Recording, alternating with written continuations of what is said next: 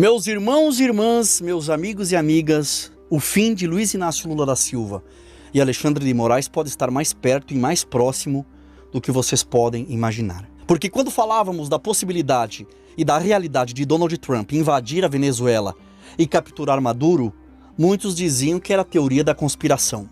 E nós vimos que isso realmente aconteceu. E nós devemos entender que o que aconteceu com Maduro pode acontecer com outros líderes políticos ligados ao narcotráfico. Muita gente ainda não entendeu a gravidade do que a gente está vivendo com essa ação dos Estados Unidos bem pertinho de nós, ali na Venezuela. O que parecia impossível começou a acontecer diante dos nossos olhos. O mundo inteiro está vendo. E isso mudou completamente o jogo. O que aconteceu na Venezuela não é um episódio isolado. E muito menos uma história distante da nossa realidade aqui do Brasil. Quando Donald Trump derruba um líder como Nicolás Maduro, o recado não é só para ele e nem só para a Venezuela, é para todas as lideranças políticas que construíram poder apoiados em alianças erradas, com proteção institucional e relações perigosas com facções criminosas. E quem está no comando do Brasil hoje não pode fingir que isso não se diz a respeito a eles. Lula não governa num vácuo. Alexandre de Moraes não age sozinho dentro de uma bolha intocável. Ambos fazem parte de um sistema que concentrou o poder, fechou espaços de crítica e passou a tratar a oposição como inimigos ferrenhos. O que antes era chamado de teoria da conspiração virou fato diante dos olhos do mundo inteiro. E isso muda completamente o peso da conversa. Quando uma potência mostra que está disposta a agir fora do discurso, o aviso é direto. Ninguém está blindado. E é exatamente por isso que o clima em Brasília não é de tranquilidade. Existe nervosismo, existe pânico, existe corrida por informações, existe medo real do que pode vir pela frente. Porque decisões recentes tomadas em Washington têm ligação direta com o que está acontecendo aqui dentro do Brasil. E não é coincidência, é conexão. Lula e Moraes aparecem nesse cenário todo porque representam os pilares de um modelo de poder que se sustenta no controle, na censura velada e na força institucional. E pelo que muitos dizem, Lula e Moraes estão alicerçados em alianças com facções. Quando esse tipo de estrutura começa a ser questionado de fora para dentro, o castelo treme. Do ponto de vista cristão, tudo isso que Lula e Moraes estão fazendo vai ter consequência igual da Venezuela. A autoridade que se afasta da justiça acaba exposta, cedo ou tarde. E o que nós estamos vendo agora é o início dessa exposição. Goste quem gostar, doa a quem doer. O Alexandre de Moraes virou um nome que impõe medo real em qualquer um. Não é força de expressão. E o que se escuta nos bastidores do crime é que o Xandão tem apelidos pesados que circulam em meio aos criminosos e facções, o chamando de mãe das facções. Algo que por si só já deveria acender todos os alertas. Lula, Flávio Dino e outras figuras centrais do PT e do governo aparecem repetidamente em denúncias, investigações jornalísticas, relatos e conexões que apontam proximidades deles com ambientes dominados pelo tráfico. Recorrentemente eles são associados a esquemas ilegais e interesses que não têm nada a ver com o bem do povo. Isso não é opinião isolada, é um conjunto de fatos, registros e decisões e relações que, quando a gente senta e analisa com calma, formam um quadro assustador. O Brasil hoje vive a sensação de estar nas mãos de gente que usa o poder para se blindar, calar críticas e proteger um sistema que funciona nas sombras. Isso não começou ontem. Vem se desenrolando, vem se desenhando desde 2022, passo a passo. E quando você começa a ligar os pontos, o choque só aumenta. O que foi feito no Brasil desde 2022 não foi simples disputa política, foi um golpe institucional pesado, conduzido de dentro do próprio judiciário, com decisões que ignoram limites, atropelam leis e se sustentam em alianças perigosas e criminosas. As ligações do judiciário e do governo Lula com o narcotráfico, com criminosos e com esse submundo não apareceram do nada. Quando você aprofunda a pesquisa e observa quem protege quem nunca é investigado e quem manda calar, você começa a entender quem está governando o nosso país. E é nesse contexto que entra a decisão de Donald Trump na Venezuela. Não foi só gogó, foi ação, foi ordem militar. E isso muda tudo. Porque se foi possível Donald Trump agir lá na Venezuela, não é delírio imaginar que o Brasil também esteja no radar. E essa possível intervenção militar americana aqui no Brasil já foi discutida, já foi pautada na Casa Branca. E do ponto de vista cristão, é duro dizer, mas é necessário. Quando um país normaliza o mal no topo do poder, a consequência vem de fora ou de cima, e ela vem e vem forte. O que está circulando nos bastidores é pesado e não pode ser tratado como fofoquinha de vizinhança. Há informações e relatos fidedignos de que Donald Trump teria autorizado a possibilidade da atuação das forças militares especializadas aqui em solo brasileiro, caso essas denúncias de envolvimento do governo Lula e do judiciário com o tráfico de drogas sejam confirmadas. E o que está sendo discutido, comentado e levado a sério em círculos da Casa Branca em Washington pode mudar os rumos aqui do Brasil.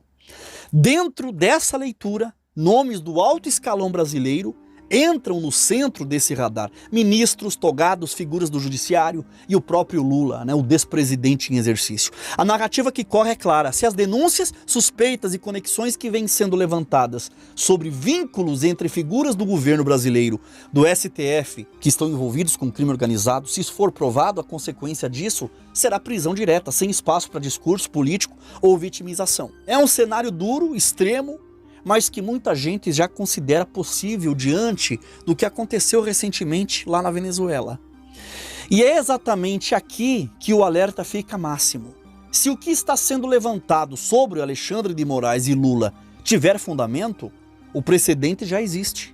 O mundo acabou de ver um chefe de Estado com a envergadura do Nicolás Maduro cair. A estrutura que o sustentava ruiu.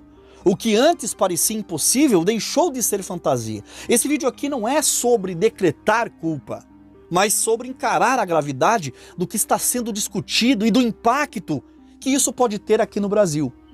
Se isso avançar, o Brasil pode viver um dos momentos mais explosivos da sua história recente. Por isso, eu peço que você assista a esse vídeo até o final, porque o que vem pela frente é forte, controverso e pode mudar completamente o jogo político do país. E agora eu quero saber de você. Você acredita que o Alexandre de Moraes e o Lula têm um envolvimento com o crime organizado? Deixe a tua opinião aqui nos comentários. E para fortalecer esse canal, eu peço encarecidamente, por favor, deixa o like. O like faz com que esse vídeo alcance mais pessoas. Então, por favor, deixe o joinha, se inscreva no canal e ative o sininho, porque esse apoio é que faz essa mensagem chegar a mais pessoas. E antes de continuar o assunto desse vídeo, deixa eu falar uma coisa direta aqui com você. Você quer virar a página em 2026 e colocar dinheiro limpo dentro da tua casa, sem gambiarra, sem promessa falsa? Aqui no canal eu tenho um grande parceiro que é o Tom Dimas, o nosso professor de marketing digital. É alguém que ensina pessoas comuns a ganharem dinheiro, renda extra, usando a internet do jeito certo. Não é milagre, não é golpe, é trabalho, é aprendizado e método. Ele já ajudou milhares de pessoas a começarem do zero, mesmo sem experiência. Só com o celular e com dedicação, você pode fazer de R$ 1.200 a R$ 2.000 ou mais por mês, trabalhando de casa. Se você quer aprender a vender online de forma honesta, construir algo seu e parar de depender do sistema podre, fica até o final desse vídeo, porque eu vou te mostrar e te dar todas as dicas de como isso funciona e como você pode começar hoje mesmo. Bom, talvez vocês lembram daquele episódio em que o Lula resolveu provocar Donald Trump em um tom de deboche, dizendo que se Trump pedisse truco, ele pediria 6, como quem mostra que não teme embate nenhum. A fala soou como uma bravata, peito estufado, parecendo que Lula não se assusta com o confronto político. Só que o clima mudou depois disso tudo. Começaram a circular conteúdos e denúncias fora do Brasil que colocaram esse jogo em outro patamar. Um dos casos mais comentados foi a do jornalista Sérgio Tavares, que divulgou no exterior, criou um documentário levantando suspeitas sobre possíveis ligações de Lula e do Alexandre de Moraes com o crime organizado.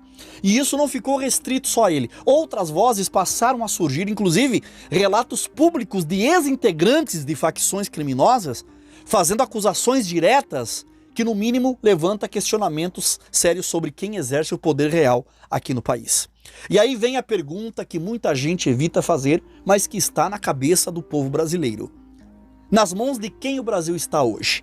Para muitos, a sensação é de que o país não funciona mais na lógica clássica dos 3 poderes. O discurso que cresce é de que o poder se concentra de um lado no STF, personificado na figura de Alexandre de Moraes, e se concentra em outro lado, em estruturas criminosas que agem como força paralela, influenciando decisões e impondo medo na população. Aqui eu não estou tratando de cravar sentenças, mas de expor a percepção que se espalha nas ruas e nas redes sociais. A de um Estado capturado, aonde facções, o legislativo e o judiciário caminham lado a lado, enquanto o cidadão comum assiste sem saber quem de fato manda no jogo. Quem apostava que Trump ia pisar no freio, recuar os navios do Mar do Caribe, errou feio.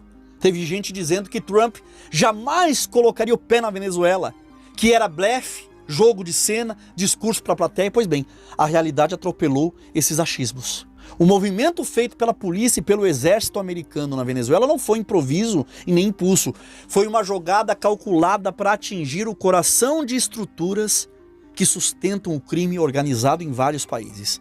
A queda de Nicolás Maduro não pode ser vista como um episódio isolado, mas como um golpe direto em um dos principais eixos do narcotráfico na América Latina. Quando essa peça sai do tabuleiro, todo o resto treme. E a mensagem é clara. Quem serve de base, proteção e ponte para esse tipo de sistema, entra automaticamente no radar, esteja onde estiver. E todos nós sabemos que o atual governo do Brasil é envolvido até o pescoço com Nicolás Maduro. A discussão avança quando nós entramos no tema da relação histórica entre partidos de esquerda aqui do Brasil com facções criminosas. Algo que vem sendo apontado em reportagens, denúncias e visitas de figuras da esquerda a áreas dominadas pelo crime. Atitudes que geram desconfiança. O crime organizado, nessa visão, deixou de ser apenas um homem armado na favela e passou a ocupar espaços institucionais como advogados, políticos, prefeitos, parlamentares, ministros e até integrantes do judiciário. O quadro fica ainda mais tenso quando surge a informação de que o governo brasileiro teria atuado para evitar que grupos como o PCC e Comando Vermelho fossem classificados como organizações terroristas pelos Estados Unidos. Para muita gente, isso reforça a sensação de que o problema não está só nas ruas, mas dentro do próprio Planalto, num nível que assusta e levanta questionamentos sérios sobre quem realmente controla o poder no país. Meses atrás, nós vimos os Estados Unidos pressionando o Brasil para reconhecer o Comando Vermelho e o PCC como organizações terroristas. E esse pedido não foi por acaso.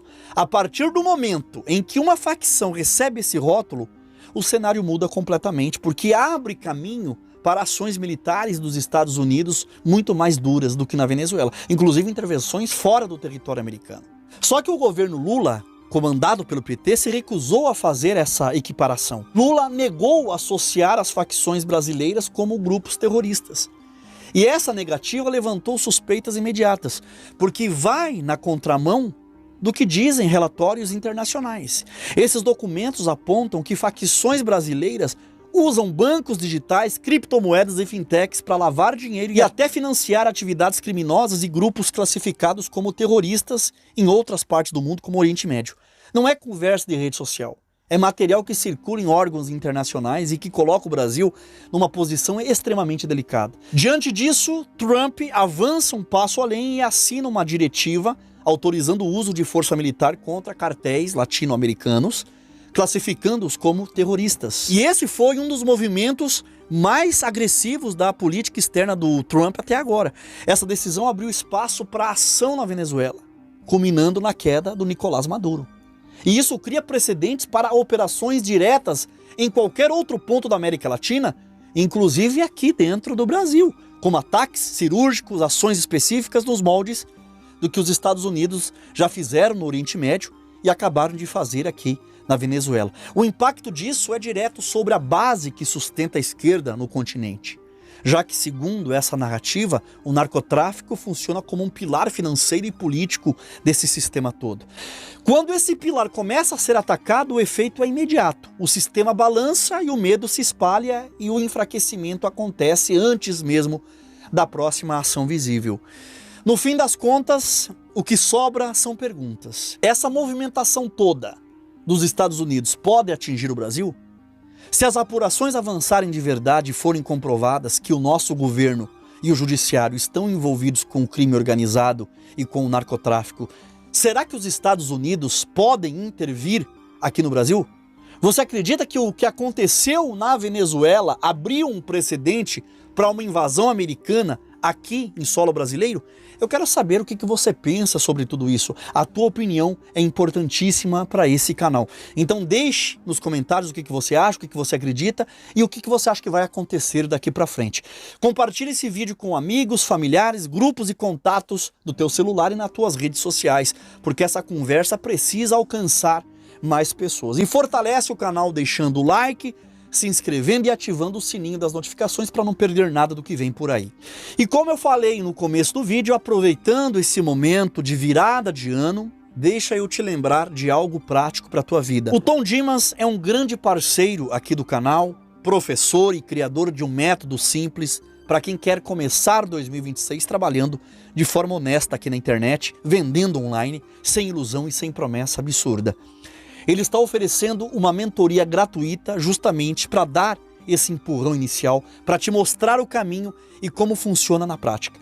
Se você quer aprender como vender e como começar do zero no Marketplace, essa é a tua chance. Entre em contato com o Tom Dimas, o link está aqui no primeiro comentário fixado e também na descrição. Chama a equipe do Tom, que eles vão te orientar e te dar todo o suporte para você começar o ano com o pé direito, trabalhando e ganhando dinheiro honesto, tá bom? Muito obrigado por ter me assistido até aqui. Até um próximo vídeo e que Deus abençoe poderosamente a tua vida e a tua casa e a tua família desde agora e para sempre, em nome do Senhor Jesus.